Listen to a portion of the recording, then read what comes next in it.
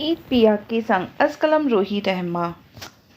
یہ ایک نئی کہانی ہے، امید کرتی ہوں آپ کو اچھی لگے گی۔ تو چلیں شروع کرتے ہیں۔ دیکھو، اگر تم یہ اونچے ہتھکنڈوں پہ اتر آؤ گے تو میں تمہاری ناک میں دم کر دوں گی، وہ نحوست سے بولی تھی۔ آخر مس، ہم نے آپ سے کیا ہے؟ آپ ایسا ریئیکٹ کیوں کر رہی ہے؟ وہ اس پاگل لڑکی کو گھورتے ہوئے بولا، جو کب سے پاگلوں کی طرح اس کا سر کھائے جا رہی۔ اوہ واہ، صدقے جاؤ مسٹر، تمہارے بھولے پن پہ میری کار کو فرنیچر بنا کے مجھ پہ ہی FIR کٹوا رہے ہو۔ وہ کسی لڑاکا عورتوں کی طرح ہوا میں ہاتھ جھلا کر بول رہی تھی۔ اس کے بولنے پہ روڈ پہ آتے جاتے کچھ لوگ ان کی جانب متوجہ ہوئے۔ مس، آپ تمیز سے بالاتر لگ رہی ہے۔ خیر سے آپ کا کوئی قصور نہیں، آپ کی پرورش ہی بہرحال درست نہیں۔ سو جو آپ نے سنا، لہٰذا وہ میں نے آپ کے لیے نہیں کہا۔ میں آپ کی FIR کٹوانے کی بات بھلے کیوں کروں؟ میرا خیال گرمی کچھ زیادہ ہی آپ کے دماغ پہ چڑھ دوڑی ہے، جو ایسا گرم لہجہ لیے ہم سے ہم کلام ہے۔ برا مت مانیے گا، کانوں کا درست استعمال کیا کیجیے۔ لہٰذا یہ چیک پکڑے اور اپنا راستہ ناپے۔ اس رقم سے آپ کی گاڑی کا کیا، بلکہ آپ کے پورے خاندان کی گاڑیوں کا نقصان بھرپور طریقے سے پورا ہو جائے گا، وہ نحوست سے کہتا اسے چیک پکڑاتے ہوئے اپنے کوٹ کو جھٹکتا گاڑی کی جانب لپکا۔ وہ اپنی تضحیک پہ غصے سے لال سرخ تو ہو ہی گئی تھی۔ اوہ ہیلو مسٹر، وہ اس کو اونچی آواز میں ہانک لگاتے ہوئے بولی، لیکن وہ اس کو نظر انداز کیے گاڑی زن سے بھگا لے گیا۔ کمینہ انسان، ہمیں بھیک دے رہا ہے؟ وہ اس کا چیک پھاڑے تعصب سے گاڑی کو تکتی رہ گئی، جو اب سڑک پر فراٹے بھرتی اپنی منزل کی طرف رواں دواں تھی۔ میرا ہی نقصان کر کے مجھے ہی ایٹیٹیوڈ دکھا رہا ہے، وہ غصے میں زیر لب بڑبڑاتی ہوئی گاڑی کی جانب لپکی۔ آخر تم لوگ کھڑے میرا منہ کیا دیکھ رہے ہو؟ پہلے ہی تپی پڑی تھی، اپنے گرد لوگوں کا ہجوم دیکھ کر اور تپ گئی تھی۔ کیوں، تمہارے باپ کی سڑک ہے، ہماری مرضی، ہم جہاں مرضی کھڑے ہو؟ پاس کھڑا شخص، جو کہ منہ میں پان دیے انتہائی بدتمیزی سے بولا تھا۔ اوئے تمیز سے بات کر، وہ کڑے تیور لیے اس کی جانب اپنی انگلی اٹھاتے ہوئے بولی۔ میری جوتی دیکھی ہے؟ ہاں دیکھی ہے، وہ اس کے پیروں کی جانب دیکھتا ہوا بولا۔ اچھا، اس کی ہیل چیک کرو، وہ اسے قہر آلود نگاہوں سے تکتے ہوئے بولی۔ ہاں تو میں کیا کروں، تمہاری ہیل کا اچار ڈالوں؟ وہ ایسی بے معنی بات پر حیران ہوا۔ نہیں رکو، بتاتی ہوں۔ وہ جو ہی اپنے پیر کی جانب جوتا اتارنے کے لیے جھکی تھی، مقابل فی الوقت اس کا ارادہ بھاپتے اس کو گالی بکتا وہاں سے بھاگا تھا۔ راسکل، وہ اسے زیر لب گالی دیے اپنی گاڑی کی جانب بڑھ گئی۔ خیر ہے، آج اتنا غصہ؟ مہرماں بیگم اسے پیار سے دیکھتے ہوئے بولی، جو غصے میں لان پہ پڑی ہوئی چیئر میں جا بیٹھی، جہاں مہرماں بیگم پہلے سے ہی موجود کسی کتاب کے مطالعے میں غرق تھی۔ خیر ہے پرنیا، ایسا کیوں ریئیکٹ کر رہی ہو؟ اپنی کتاب چھوڑے اس کے مقابل جا بیٹھی۔ اوہ ہو ماما، کچھ خاص نہیں، بس راستے میں کسی سے سرفرے راہگیر سے ٹکراؤ ہو گیا تھا، فی الحال اس کی کلاس لے کر آ رہی ہوں۔ وہ ایسے بول رہی تھی جیسے کوئی جنگ کا میدان فتح کر کے آئی ہے۔ واٹ؟ کیا بول رہی ہو پرنیا؟ تمہارے بابا کو اس بات کا علم ہو گیا تو گویا وہ بھڑک اٹھیں گے۔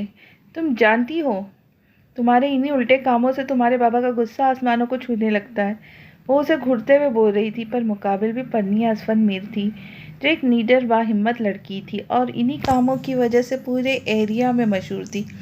کسی کی جرات نہ تھی کہ وہ پرنیا اسفند میر کو اس کے نام سے بھی پکار لیتا۔ وہ لیے دیا انداز میں سب سے پیش آتی، اس کا مقابل پر ایک رعب دبدبا ہوتا، اس کی آواز ہمیشہ ہر مرد کے لیے سختی سے بھرپور ہوتی، کسی سے بھی بے تکلف ہونا گویا اس کی عادت میں شمار نہ تھا۔ پلیز آپ لیکچر مت جھاڑیے۔ وہ اس قدر اندھادھند گاڑی ڈرائیو کر رہا تھا، اگر میں فی الوقت گاڑی پر قابو نہ پاتی تو شاید آج آپ کے سامنے زندہ سلامت نہ کھڑی ہوتی، اور اوپر سے میری گاڑی کو ٹکر مارے مجھ پہ ہی FIR کٹوا رہا تھا۔ کمینہ جھوٹا انسان، اوہ ہو، تم ڈرائیور کے ساتھ چلی جاتی۔ تمہیں آج کل کے لوگوں کا علم ہوگا، جو گاڑی میں لاؤڈ اسپیکر لگائے دنیا فہمی سے بے خبر لوگوں کو کچلتے ہوئے آگے بڑھ جاتے، جیسے گویا انسان نہ ہو، کوئی جانور ہو۔ مہرماں غصے کو ضبط کرتے ہوئے بولی۔ تم تو ٹھیک ہو نا؟ وہ متکفر لہجے میں گویا ہوئی۔ ہاں ہاں ہاں، مجھے کیا ہونا ہے، میں بالکل ٹھیک ہوں سویٹ ہارٹ، آپ میری فکر مت کریں، وہ بشاشت بھرے انداز میں بولی۔ مہرماں بیگم اور اسفند میر کی پسند کی شادی تھی۔ مہرماں نے اپنے گھر والوں کے خلاف جا کر اسفند میر سے شادی کی تھی، جو کہ گورنمنٹ ادارے میں ایک سرکاری ٹیچر تھے۔ گو ان کے بڑے بھائی شہروز نے تھک ہار کر مہرماں کی ضد پر سر جھکائے سادگی سے ان دونوں کا نکاح کروا دیا تھا، اور آئندہ زندگی میں ہمیشہ کے لیے شاہوز کے دروازے اس پر بند کر دیے گئے۔ مہرماں ایک جانب اپنی محبت کے مل جانے پہ خوش تھی تو گویا دوسری جانب اپنے جان سے پیارے بھائیوں کے رویوں نے اس کے دل کو چیر دیا تھا۔ لہٰذا مہرماں روتی دھوتی اپنے بھائیوں کا روکھا پھیکا پیار لیے پیا گھر سدھار گئی تھی۔ وہ اپنے دو بھائیوں کی اکلوتی بہن تھی۔ سب سے بڑا شہروز شاہ، جس کی شادی اس کی خالہ زاں سریا سے ہوئی تھی۔ ان کے دو بیٹے تھے، جہانگیر شہروز شاہ اور ہادی شہروز شاہ، جبکہ ریان نے آسیہ سے اپنی پسند کی شادی کی تھی، جو ان کی کلاس فیلو کے ساتھ ساتھ کولیگ بھی تھی۔ زرمین ریان ان کی اکلوتی بیٹی تھی، جو من و ان آسیہ کی پرتو تھی۔ اسفند اور مہرماں کی زندگی بہت اچھی گزر رہی تھی۔ ان کی خوبصورتی سے زندگی میں ایک حسین ننھی پری آ سمائی تھی، لہٰذا ان دونوں کی زندگی اس پری کے چہکار سے اور بھی حسین ہو چکی تھی۔ وقت بہت جلدی بیت رہا تھا، گویا ہفتے مہینوں میں، مہینے سالوں میں بیت گئے تھے۔ ایسے ہی 10 سال گزر گئے، پر ان کے بعد ان کی زمین میں فصل نہیں آئی۔ اسفند کو بیٹے کی بے حد خواہش تھی۔ انہوں نے بیٹوں کے چکر میں مہرماں کا بہت علاج کرایا، یہاں تک کہ تعویذ گنڈے بھی کروائے، لیکن سب علاج بے سود۔ شاید ان کی قسمت میں اولاد کی کمی تھی۔ وہ خود بھی تنہا تھے، آگے اولاد کی بھی کمی ان کے ہر سو گوارا نہیں تھی۔ وہ دوسری شادی کرنا چاہتے تھے، پر وہ چاہ کر بھی نہ کر پائے، لہٰذا وہ اپنے ہی خول میں سمٹ کے رہ گئے۔ انسان بھی آخر کیا چیز ہے؟ ڈاکٹر کے پاس آرام نہ آئے تو تعویذ گنڈے جیسے گناہونے کاموں میں لگ جاتا ہے، جبکہ جو کہ شرک ہے۔ بے شک شرک سے بڑا کوئی گناہ نہیں، جبکہ یہ انسان نیکی اور بدی میں فرق کیے بغیر ان سب کاموں میں اپنے رب کو بالائے طاق رکھے برے راستوں کی طرف گامزن ہو جاتا ہے۔ آہستہ آہستہ اسفند میر خشک طبیعت کے مالک ہوتے گئے۔ بات بات پہ مہرماں کو جھاڑ دینا گویا ان کی عادت سی بن گئی تھی، لہٰذا وہ مہرماں سے کچھ کم ہی مخاطب ہوتے تھے، البتہ اگر ہوتے بھی تو انتہائی کرخت لہجے اپنائے ہوتے۔ مہرماں ان کے اس رویے سے پہ کڑ کے رہ جاتی۔ خیر سے وہ اپنی تقدیر خود ہی اپنے ہاتھوں سے لکھ چکی تھی، سو صبر کرنے پہ ہی اکتفا کیا اور پوری توجہ اپنی بیٹی پرنیا کی جانب مبذول کر دی۔ وہ آئینے کے سامنے کھڑا بہت سلیقے سے اپنے سنہری بال بنا رہا تھا۔ 6 فٹ سے نکلتا ہوا قد، کثرتی جسم اس کی خوبصورتی کو نمایاں کر رہا تھا۔ گہری شہد آمیز آنکھیں سنجیدگی لیے ہوئے تھیں، خوبصورتی سے تیکھی ناک اس کے چہرے کی خوبصورتی میں اضافہ کر رہی تھی۔ بلا شبہ وہ خوبصورتی کا مکمل شاہکار تھا۔ عین اسی لمحے دروازے کھول کر زرمین اندر داخل ہوئی۔ جہانگیر لالا، آپ فارغ ہیں کیا؟ وہ اسے بغور دیکھے ہوئے بولی، جو بلو ڈنر سوٹ میں جاذب نظر لگ رہا تھا۔ بالکل فری ہوں، آپ بتائیں ہماری گڑیا کو ہم سے کیا کام ہے؟ پیار بھرے لہجے میں پوچھا گیا۔ ہمیں عید کی شاپنگ کرنی ہے، آپ تو جانتے ہیں رمضان میں کچھ ہفتے باقی ہے، سو ہم رمضان سے پہلے ہی مارکیٹ جانا چاہتے ہیں۔ ضرور۔ جہانگیر شاہ اپنی پاگل بہن کی اس معصوم خواہش پہ مسکرا دیا، جسے کپڑے جوتوں کا انتہائی کریز تھا۔ آخر آپ ہنس کیوں رہے ہیں؟ ہم نے کوئی جوک نہیں سنایا؟ وہ ناک چڑھاتے ہوئے بولی۔ ہاں ہاں ہاں زرمینے، فی الحال عید میں ابھی 1.5 مہینہ باقی ہے، اتنی جلدی شاپنگ کر کے کیا کروں گی؟ سو آؤٹ آف فیشن ہو جائے گا۔ اور پھر سرفری کو تعصب سے دیکھتا رہ گیا، جس کی خواہش بھی گویا نرالی تھی۔ اف جہانگیر لالا، ہم لڑکیوں کی شاپنگ عید سے 2 مہینے پہلے اسٹارٹ ہو جاتی ہے اور بمشکل چاند رات پر جا کر ختم ہوتی ہے۔ اب اسٹارٹ کروں گی پھر ہی ختم ہوں گی نا؟ وہ سر پر ہاتھ مارتے اسے سمجھاتے ہوئے بولی، جو اس پیاری سی معصوم لڑکی کا آدھا دماغ چاٹ چکا تھا۔ ہاں ہاں ہاں ہاں چلو ہے، ٹھیک ہے، چلو آج سے تمہاری شاپنگ اسٹارٹ ہے، جلدی سے باہر آ جاؤ، میں تمہارا ویٹ کر رہا ہوں۔ وہ متبسم انداز میں بولا۔ اوکے اوکے میرے پیارے لالا جان، ہم بس چادر لے کے آئے۔ وہ خوشی سے اچھلتے ہوئے دل کو سنبھالے باہر کی جانب آگئی۔ اف توبہ ہے اس لڑکی سے۔ وہ ہنستا ہوا گاڑی کی چابی اٹھایا، اس کے پیچھے ہی باہر کا رخ کیا۔ گویا وقت کے ساتھ بچے بھی پروان چڑھتے گئے، اور جہانگیر شاہ اور ہادی شاہ نے شہروز اور ریان صاحب کا بزنس سنبھال لیا، تو زرمینیں بھی ابھی FA کے امتحان دیے فارغ تھی۔ رمضان کی آمد تھی۔ ایک ہفتہ ہی رمضان میں بچا تھا۔ شاہ ہاؤس میں زور و شور سے رمضان کا اہتمام چل رہا تھا۔ ثریا بیگم، آسیہ بیگم رمضان کی صفائیاں کروانے میں مشغول تھی۔ گھر میں پینٹ اور جدید طرز کے فرنیچر تبدیل کیا جا رہا تھا، گویا شاہ ہاؤس میں ہر طرف ہلچل کا سماعت تھا۔ تو دوسری جانب ہادی اور زرمینے لڑنے میں مصروف تھے، جو ان کا روز کا معمول تھا۔ یہ دونوں کھانے کے بغیر تو رہ سکتے تھے، پر جھگڑا کیے بغیر ان کا دن نہیں گزرتا تھا۔ ہاں، یہ کیسے کھا رہی ہو؟ ایسے تو جانور بھی نہیں کھاتے۔ وہ اس کو ہاتھوں کو دیکھتے ہوئے حیرانی سے بولا۔ ہاں تو ایسے ہی کھاتے کیوں؟ تم نے کوئی نیا طریقہ ایجاد کیا ہے؟ وہ منہ میں چاول ڈالتے ہوئے برہمی سے بولی۔ تمہارے پاس جب بھی بیٹھ جاؤ تم نے اگلے بندے کا بیٹھنا ہی حرام کر دینا ہوتا ہے۔ بھلے ایسے کون کھاتا ہے؟ زرمی نے اس کے کھانے پہ دوبارہ کراہٹ سے چوٹ کرتا ہوا بولا، جو ہاتھوں سے مزے سے دال چاول کھانے میں مصروف تھی۔ آخر تمہیں تکلیف کیا ہے؟ کب سے ایک ہی بات کیے جا رہے ہو؟ ہم اپنے ہاتھوں سے کھا رہے نا کہ تمہارے ہاتھوں سے، جو تمہیں اتنی تکلیف دیے ہوئے ہے؟ اگر بہت تکلیف ہو رہی تھی کہیں اور جا کر اپنا ڈیرا جماؤ، ہم ایسے ہی کھائیں گے۔ تم جلتے رہو جو تمہارا دلچسپ کام ہے، ویسے بھی جل جل کر تمہاری شکل سوکھی لکڑی کی طرح ہوتی جا رہی، لہٰذا ہمارا مشورہ مانو، اتنا مت جلا کرو، صحت کے لیے اچھا نہیں۔ اس کے لہجے میں بلا کی کاٹ اور تمسخر تھا، پر مقابل بھی ڈھیٹ تھا۔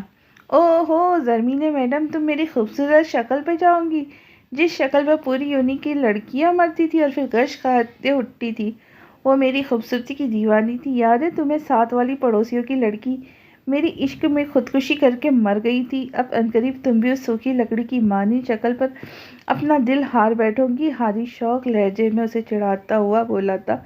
اللہ نہ کرے ہمارے ابھی اتنے برے دن نہیں آئے جو تمہاری بسوری سی شکل پہ اپنا دل ہار بیٹھیں گے، اور ویسے بھی تو تم ہمارے منہ نہ ہی لگو تو بہتر ہے۔ اپنی گھٹیا باتیں اپنی یونی کی لڑکی سے ہی کرو، جو تم پہ مرتی ہے، فضول انسان۔ زرمی نے اسے گزرتے ہوئے کچن کی جانب بڑھ گئی۔ اوہ ہو جاہل عورت، میں بھی تمہارے منہ نہیں لگنا چاہتا۔ نہ کھانے کی تمیز، نہ بات کرنے کی تمیز۔ وہ اونچی آواز میں اپنی بھڑاس نکالے غصے میں ٹی وی کے چینل تبدیل کرنے لگا۔ شہرو صاحب ماضی کے جھروکے میں کھوئے پڑے تھے۔ آج بھی مہرماں کی یاد ان کے دل میں کسی پنجرے میں قید پرندے کی طرح اپنے پر فڑفڑا رہی تھی، جسے وہ اپنی انا کی خاطر چاہ کر بھی رہا نہیں کر پائے تھے۔ ان 20 سالوں میں وہ مہرماں کے لیے دن رات تڑپے تھے۔ ماں باپ کی وفات کے بعد ان دونوں بھائیوں نے مہرماں کو ماں باپ دونوں کی کمی بھی کبھی محسوس نہیں ہونے دی۔ کچھ آنسو ان کی پلکوں کی باڑ کو توڑتے ہوئے بے دردی سے گالوں پہ جا پھسلے تھے، جس پہ وہ کوئی پہرا نہیں باندھ پائے تھے اور آنسوؤں کو بہنے دیا تھا۔ اب تو یہ اشک بھی جواب دیے بیٹھے تھے، جو برسوں سے بہہ بہہ کے تھک چکے تھے۔ بس اب ان اشک سے خالی آنکھوں کو مہرماں کا ہی انتظار تھا، جو بچی کچی زندگی میں شاید ان سے کبھی مل پاتی۔ عین اسی لمحے دروازہ نوک ہوا تھا۔ انہوں نے آنسو پوچھتے ہوئے آنے والے کو اندر آنے کی اجازت دی تھی۔ کم ان۔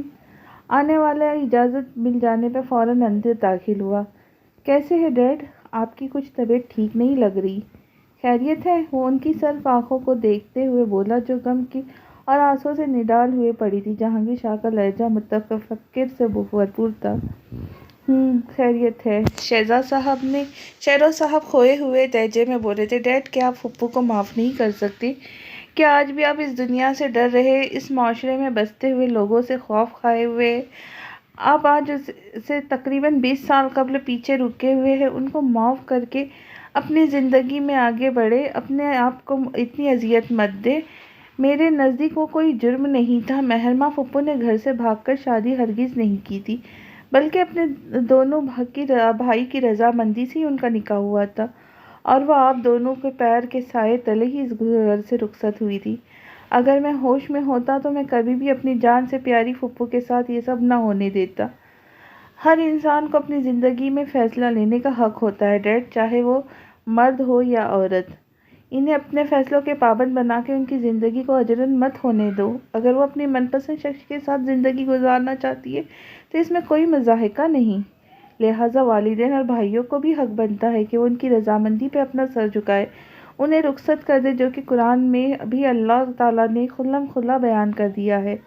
جہانگیر شاہ سانس لینے کے لیے رکا تھا اور آج بھی ان کے جواب کا منتظر تھا، پر مقابل آج بھی پہلے کی طرح ہنوز خاموش تھا۔ ایک دم ہی کمرے میں سناٹا چھایا تھا۔ شہروز صاحب کی دھڑکن کی آواز جہانگیر شاہ کے کانوں تک بآسانی پہنچ رہی تھی۔ وہ تعصب سے اپنے جان سے پیارے باپ کو دیکھتا ہی رہ گیا جو مہرماں کی یاد میں گھل کے رہ گئے تھے۔ کچھ رشتے انسان اپنے ہی انا کے ہاتھوں میں مجبور ہوئے چھوڑے رکھتا ہے، کچھ ڈر ہر وقت انسان کے دل میں سمندر کی طرح ٹھاٹھے مارتا رہتا ہے، آیا لوگ کیا کہیں گے، اور یہی ڈر شہروز صاحب کے دل کو نکلنے کے لیے کافی ہوتا ہے۔ کچھ کام تھا برخوردار، وہ کمرے کی خاموشی کو توڑتے ہوئے بولے جو ان کے چہرے سے کچھ کھوج لگانے میں لگا ہوا تھا۔ وہ چونکا اور اس نے آہستگی سے اپنا سر اس بات میں ہلایا، ڈیڈ مجھے ابھی آفس میں سے فون آیا تھا فارن ڈیلیگیشن کے ساتھ آج ہماری میٹنگ ہے اور ریان چاچا آؤٹ آف سٹی ہے، سو میں ڈیٹ فائنل کر کے کچھ دن آگے بڑھا دوں، ان کے آنے پر ان کے ساتھ کی میٹنگ رکھ لیں گے۔ ہاں پر ریان کو اسلام آباد کچھ دن لگ جائیں گے، میں چاہتا ہوں کہ تم میٹنگ اٹینڈ کرو اور ہادی کو اپنے ساتھ ضرور لے کے جاؤ، اسے بھی کچھ بزنس پہ عبور حاصل ہو۔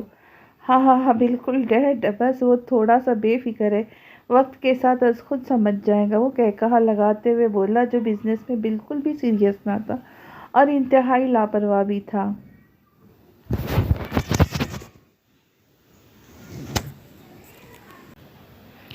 پنیا بیٹا وہ وقت نکال کر رمضان کے لیے گروسری کا سامان لے آنا، اور تمہارے بابا کی پرسوں سے کچھ میڈیسن ختم ہے، وہ بھی آج سے لیتے آنا۔ مہرماں بیگم پنیا سے ہم کلام تھی جو لیپ ٹاپ پر اپنا کام کرنے میں مصروف تھی۔ جی ماما جان، بس تھوڑا سا کام رہ گیا، پھر جاتی ہوں۔ بابا کی طبیعت اب کیسی ہے؟ وہ ان کی چہرے کی طرف دیکھتے ہوئے بولی جو اسے کسی پھول کی طرح مرجھایا ہوا لگ رہا تھا۔ ہاں بس کچھ بہتر ہے، وہ گہرا سانس لیتے ہوئے بولی۔ ڈاکٹر ایڈمٹ کا بول رہے پر بابا مان نہیں رہے، آخر اتنی ضد کیوں کر رہے؟ آپ جانتی ہیں ان کی جان خطرے میں ہے، انہیں پہلے بھی ایک ہارٹ اٹیک آ چکا تھا، صرف ان کی ضد کی وجہ سے۔ میں تب بھی بابا سے کہتی رہی تھی پر وہ میری بات نہیں مانے، اور اگر آج بھی ان کے پاس جاتی ہوں تو وہ میری بات کو جھٹلا دیں گے۔ پنیا درد سے بول رہی تھی۔ میں کچھ نہیں کر سکتی، جو اللہ کو منظور ہوگا وہی ہوگا، بس انسان وقت کے ساتھ آگے نہیں بڑھتا، بہرحال وقت کسی کی بھی پرواہ کیے آگے بڑھ جاتا ہے، اور ہم انسان بس ایک جگہ ہی کھڑے اپنی زندگی میں ماتم کرتے رہتے۔ عین کچھ ہی لمحوں میں کچھ آنسوؤں نے مہرمانوں کے گالوں کو بھگو دیا تھا۔ وہ آج تک اپنے آپ کو سزا کی مستحق قرار دیتی آئی تھی، جو نہ ایک اچھی بیٹی بن پائی تھی نہ ہی ایک اچھی بہن بن پائی تھی، جنہوں نے اپنی محبت کے آڑ میں آتے ہوئے پرخلوص رشتوں کو اپنے ہاتھوں سے دفنا دیا تھا۔ سب کس بات کا ملال کرتی؟ پہلے تم میڈیسن لے آؤ، تمہارے بابا کو میڈیسن کا وقت ہو رہا ہے ورنہ پھر ہنگامہ کریں گے، مہرماں نے سنجیدگی سے کہتے ہوئے کچن کا رخ کیا جو چولہے پہ اسپن امیر کے لیے یخنی چڑھائے بھول چکی تھی۔ پنیا نے اس بات میں سر ہلایا تھا۔ وہ اپنی ماں کو دیکھتی ہی رہ گئی جنہوں نے صبر کا دامن ہاتھ سے نہیں چھوڑا تھا۔ 10 سال سے بیٹے کی خاطر لبوں کو قفل لگا اسفن میر کی بے معنی باتوں کو سہتی آ رہی تھی۔ اس نے اپنا سر جھٹکا اور اپنے ضروری کاغذات سمیٹے باہر کا رخ کیا۔ مام، ہادی کدھر ہے؟ جہانگیر شاہ نے ثریا بیگم سے ہادی کے بابت پوچھا۔ عین اسی لمحے ہادی کمرے میں داخل ہوا۔ کیا آپ نے مجھے یاد فرمایا؟ وہ اس کی طرف شوخی سے جھکتا ہوا بولا۔ لو آ گئے شیطان، ثریا بیگم اسے گھورتے ہوئے بولی۔ آخر مام میں نے آپ کو کیا کہا ہے؟ وہ جھنجھلاہٹ کا شکار ہوا۔ ہاں ہاں بہت شریف ہو تم جیسے کہہ رہے ہو، زرمین بیٹی سے وہ اسے خیر آلود نظروں سے دیکھتے ہوئے بولی۔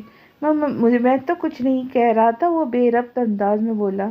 جہانگیر اسے آفس ساتھ لے جایا کرو ورنہ سارا دن زرمین بیٹی سے بچوں کی طرح لڑتا ہے، وہ اس کو گھورتی جہانگیر سے بات کرتے ہوئے برہمی سے بولی۔ جی مام۔ تبھی جہانگیر شاہ کے توپوں کا رخ ہادی کی طرف ہوا۔ تم اپنا قد دیکھو اور اپنی حرکتیں دیکھو، آئندہ تم مجھے ایسی بچکانہ حرکتیں کرتے ہوئے دکھائی نہ دو۔ اس کے 6 فٹ سے نکلتے ہوئے قد پہ طنز کرتا ہوا بولا۔ جی۔ ہادی نے اپنی بےعزتی پہ دانت پیستے ہوئے ثریا بیگم کو گھورا جو اب اسے جہانگیر شاہ کے پلے ڈال کر خود کمرے سے کھسک چکی تھی۔ وہ سمجھ چکا تھا یہ زرمینے کا کام ہے، آخر اس گھر میں وہی ایک پیٹ کی ہلکی تھی، اب دیکھنا تمہارا کیا حشر کرتا ہوں، بدتمیز عورت۔ وہ زیر لب بڑبڑایا۔ ہادی میں تم سے کچھ کہہ رہا ہوں۔ وہ اس کو دیکھ رہا تھا جو اسے کسی گہری سوچ میں گم لگا۔ جی جہانگیر لالا۔ وہ چونکا تھا۔ آج فارن ڈیلیگیشن سے ہماری میٹنگ ہے، ڈیڈ کہہ رہے تمہیں بھی اپنے ساتھ لازمی لے کر جاؤ، اور ان کی بات میں 100% ٹھیک ہے، تم روٹین سے آفس بھی نہیں جا رہے ہو۔ 2-3 میٹنگز کا بھی ریحان چچا نے تمہیں کہا تھا تو گول مول کر گئے تھے، پر میں اب تمہاری کوئی لاپرواہی برداشت نہیں کروں گا، لہٰذا پورے ٹائم پہ تم مجھے ہوٹل ملو، ایڈریس میں تمہیں میل کر دیتا ہوں۔ کسی بھی قسم کی دیری میں ہرگز برداشت نہیں کروں گا۔ جہانگیر شاہ سے کہتا ہوا کمرے سے باہر نکل گیا۔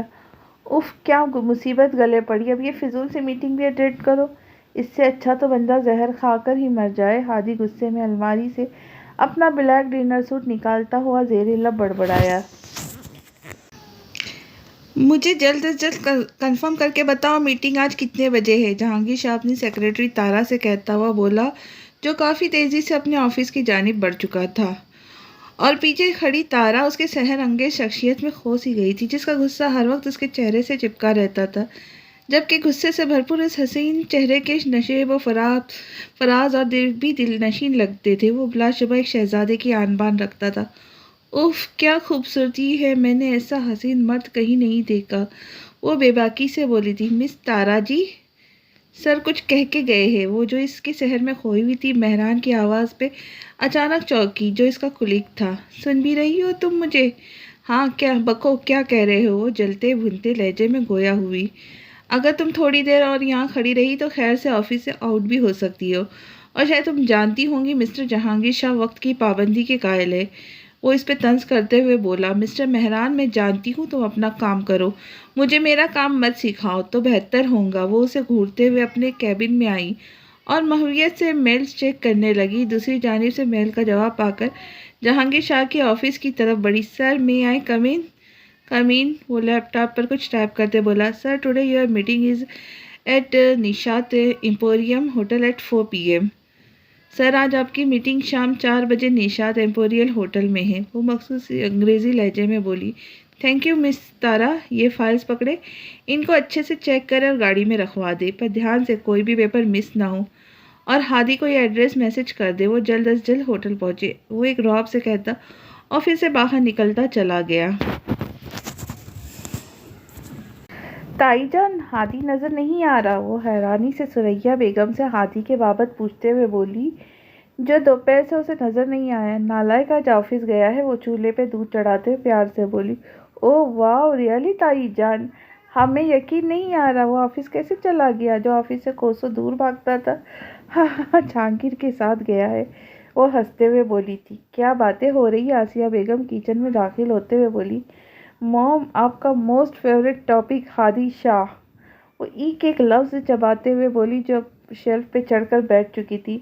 ہادی تم سے بڑا ہے زرمینے، لہٰذا ادب سے بات کیا کرو، وہ اسے سختی سے تنبیہ کرتے ہوئے بولی، جو بے فکری سے سیب کھانے میں مگن تھی۔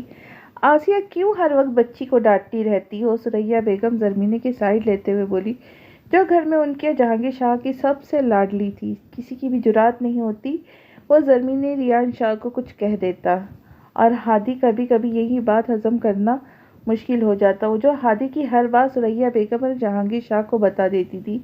آپا، آپ لوگوں کے پیار نے اسے آسمانوں پہ چڑھا دیا، گویا جب دیکھ لو مجھے یہ محترمہ تو ہادی سے لڑتی ہوئی ملتی ہیں۔ موم، کیا ہو گیا آپ کو؟ پہلے ہادی ہمیں تنگ کرتا ہے، وہ اپنے ماں کو دیکھتے ہوئے بولی، جو ہر وقت ہادی جی کے ہی کلمے پڑھتی رہتی تھی۔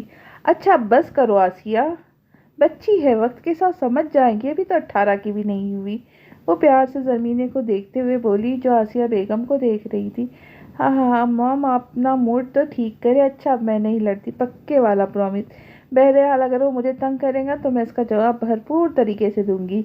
زرمینہ منہ بسور کر بولی۔ اچھا چلو بس کرو، اور یہ اپنے تایا جی کو دے آؤ۔ آسیہ بیگم اسے بھاپ اڑاتے چائے کا کپ پکڑاتے ہوئے بولی۔ اوکے میری پیاری اماں جان۔ زرمینے ان دونوں کی طرف پیار بھری مسکراہٹ اچھالے باہر کی جانب بڑھ گئی تھی۔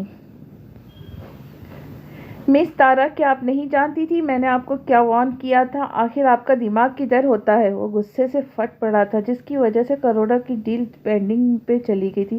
میں نے سارے پیپرز رکھے تھے، وہ ہکلاتے ہوئے بولی۔ مس تارا، تو پھر وہ پیپرز کہاں گئے؟ وہ اس کے جھوٹ بولنے پہ تپ ہی تو گیا۔ مہربانی کرے یہ گاڑی میں رکھوا دے، ورنہ انہیں ابھی ہوٹل کے میز پر رکھ کے چلی جائیے گا۔ وہ اس پر طنز کے تیز اچھالتا ہوا لفٹ کے جانب بڑھ گیا۔ جیسے ہی جہانگیر شاہ نے वक्त देखने के लिए घड़ी पे नज़र दौड़ाई तो अचानक कोई बेदर्दी से उसके सीने से टकराया था। पन्निया के तो 14 तबक ही रोशन हो गए थे। मुकाबिल का गोया सोना सीना नहीं बल्कि कोई दीवार ही थी जो उसके सर से टकराई थी। जैसे ही उसने अपना चेहरा उठाया तो उसे दोबारा अपने सामने देख के तब ही तो गई थी। जहांगीर शाबी की भी हालत गोया उससे कम न थी। क्या तुम देख के नहीं चल सकते? तुमने मुझसे टकराने की कसम खाई हुई है क्या? कभी मेरी गाड़ी ठोक देते हो, आज गोया मेरा सर ही फोड़ के रख दिया। आखिर ये इतनी मोटी मोटी आंखें अल्लाह ने देखने के लिए दी है, सो इन आँखों का इस्तेमाल करके चला करो। पन्निया काटदार लहजे में अपना सर मसलते हुए मुकाबिल को गुस्सा बढ़ा गई थी। मेरा जहाँ दिल चाहेगा, जैसा दिल चाहेगा वैसे ही चलूँगा। अगर तुम्हें इतनी ही परेशानी है तो मेरे रास्ते में बार बार आना बंद करो। जहांगीर शाह अपने गुस्से को काबू में करता हुआ बोला, जो फिर इस पागल लड़की से टकराने का गुनाह कर गया था। ये तुम्हारा घर नहीं है जहाँ तुम्हारा जब दिल चाहेगा लोगों से टकराते फिरोगे। एक तुम देख के नहीं चल रहे, ऊपर से तुम माफ़ी मांगने की जगह मुझसे बदतमीजी कर रहे हो। वो गुस्से से फटी थी। मैं तुमसे माफ़ी मांगूंगा? वह हैरानी से उन्हें आंखें फाड़े उसकी जानिब देखते हुए बोला, जो उसे घूर घूर के देख रही है। तो मैं मांगूंगी क्या? तुम मुझसे टकराते हुए क्योंकि तुम्हारी आंखें उस मोई गड़ी पे थी। वैसे भी तुम अमीरजादे आंखें पे दौलत की पट्टी लपेटे रवैये से चलते फिरते हो। खैर से मुझे क्या, तुम जो मर्जी करते फिरो तुम्हारी गलती है। तुम्हें मुझसे माफ़ी मांगनी पड़ेगी। ओहो, हा हा, तुम मुझसे कैसे माफ़ी मांगोगे? तुम तो अमीरजादे हो। भला कोई अमीरजादा भी अपने से कमी से माफ़ी मांगता है? वो नहुअत से उसे देखते हुए बाहर की जानिब बढ़ी थी, जो सख्त खड़ा उसे घूरने में मगन था। इससे पहले कि वो जाती, जहांगीर शाह सरैये से उसके रास्ते में हायल हुआ। तुम्हें मुझसे माफ़ी मांग के ही जाना होगा, वैसे तुम हरगिज़ यहाँ से हिल नहीं सकती। वो उसकी आंखों में देखता हुआ बोला, जहाँ गुस्से की चिंगारियाँ फूट रही थी। मैंने माफ़ी नहीं मांगनी तुमसे, तो बिल्कुल भी नहीं। वो नहुअत से उसे अपने रास्ते से हटाए बाहर का रुख कर गई। जहांगीर शाह गुस्से में अपनी मुट्ठियाँ भींचे उसे देखता ही रह गया, जो बड़े धड़ल्ले से भर लिहाज बालाए ताक रख के उसको सुना के जा चुकी थी। उसका दिल किया वो इस लड़की को कहीं दूर फेंकाए, जो हमेशा उसके रास्ते की रुकावट बनते आई थी। गोया उसके सामने वो चाह कर भी बोल नहीं पाता था, जिसका दिलेरी से भरपूर लहजा जहांगीर शाह को ज़ेर होने पे मजबूर कर देता था। हादी इसके पीछे खड़ा इस सिचुएशन से भरपूर तरीके से लुत्फ़ अंदोज़ हो रहा था और अपने दिल को संभाल रहा था, जो इस खुशी से नाच उठा था। आखिर कोई तो है जो इसके खड़ूस भाई को काबू कर सकता है। गुड शेरनी, वो दिल ही दिल में इस खूबरू सी लड़की को सराहते हुए बोला, जो जहांगीर शाह की बोलती बंद करवा के जा चुकी थी। आखिर तुम अब चलोगे या तुम्हें घसीटने के लिए कोई क्रेन मंगवाई जाए? जहांगीर शाह हादी के गुस्से से तन फन करता हुआ गाड़ी की जानिब बढ़ा। हाँ हाँ हाँ, खड़ूस इंसान वो तेजी से हंसता हुआ जहांगीर शाह के पीछे लपका, जब गाड़ी में बैठ चुका था। अगर वो थोड़ी सी भी और देर कर देता, शायद वो उसे वहीं छोड़ जाता। सो तेज चलने में ही आफियत समझी।